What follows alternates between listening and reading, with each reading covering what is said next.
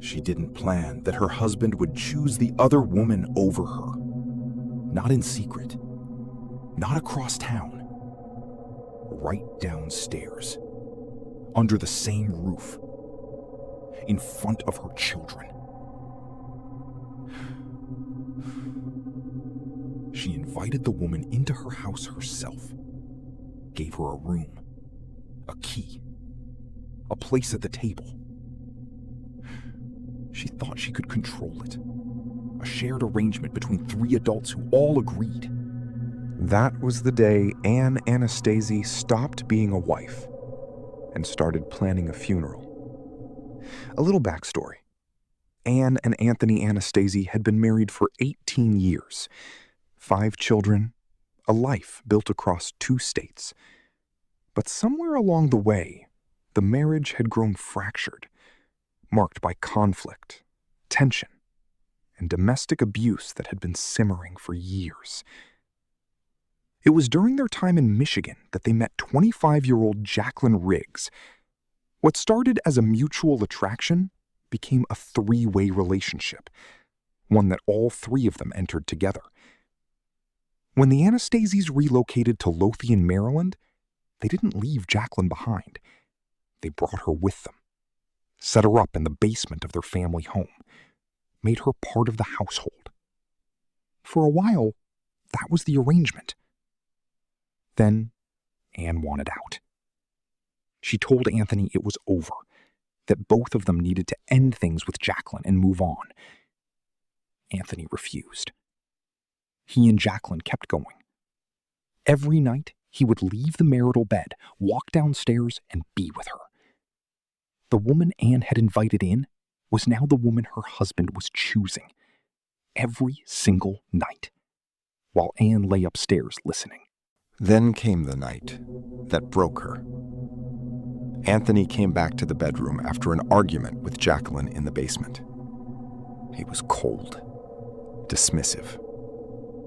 He told Anne to grab her cats and get out of their room, to go sleep somewhere else, in her own house, with her own husband telling her she didn't belong in her own bed. By morning, Anne Anastasia had made a decision.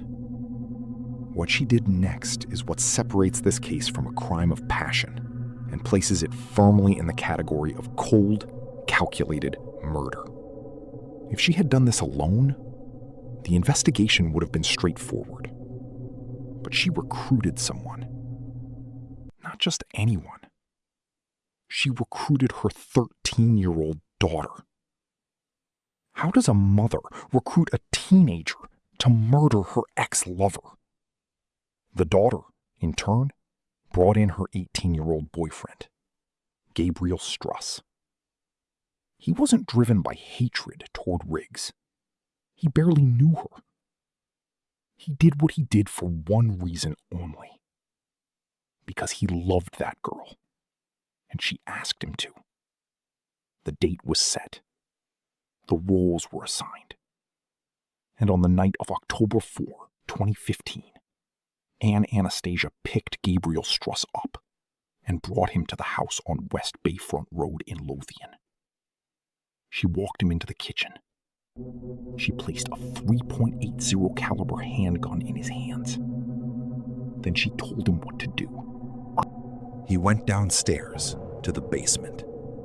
Jacqueline Riggs was asleep. What followed was savage. Struss attacked her with a knife, 20 stab wounds and 22 slashing cuts across her body.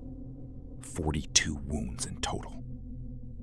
Then he came back upstairs, walked into the master bedroom, and fired a single round into Anthony Anastasi's temple. Anthony never woke up. Gabriel Struss left the house. Anne's daughter drove him home. The lights went out. The house went quiet. And Anne Anastasi went to sleep. The next morning, she got all 5 children ready for school. Then, she made the call. She dialed 911 and told the dispatcher her husband had committed suicide. When investigators arrived and found Jacqueline Riggs dead in the basement, Anne acted shocked, as if she had no idea. She had already planted a .45 caliber handgun next to Anthony's body to complete the picture. The story she was selling was clean. Anthony killed his lover in a rage, then turned the gun on himself. Murder-suicide. Case closed. Except nothing about the scene was clean.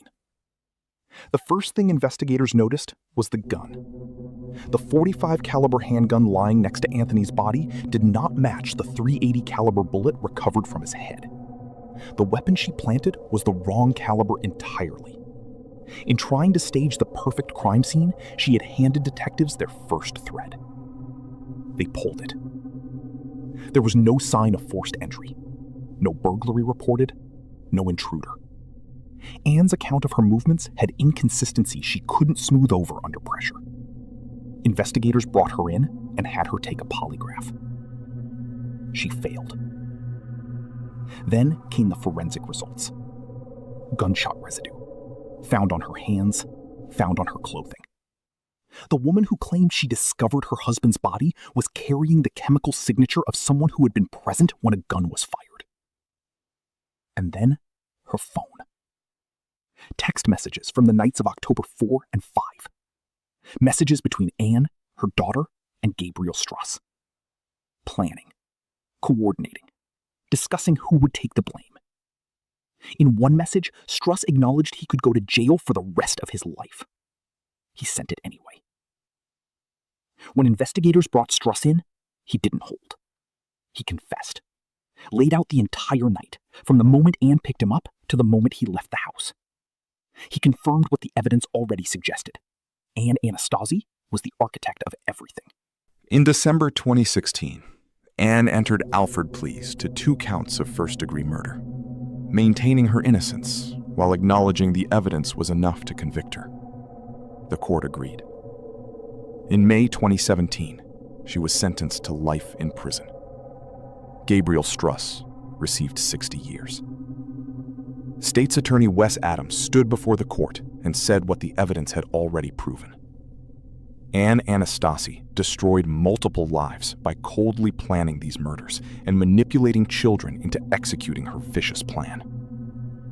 Jacqueline Riggs was 25 years old.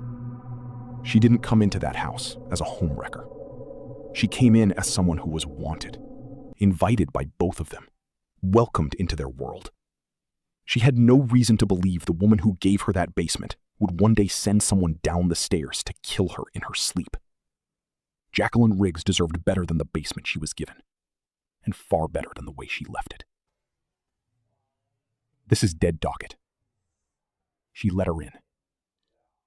She just never let her out.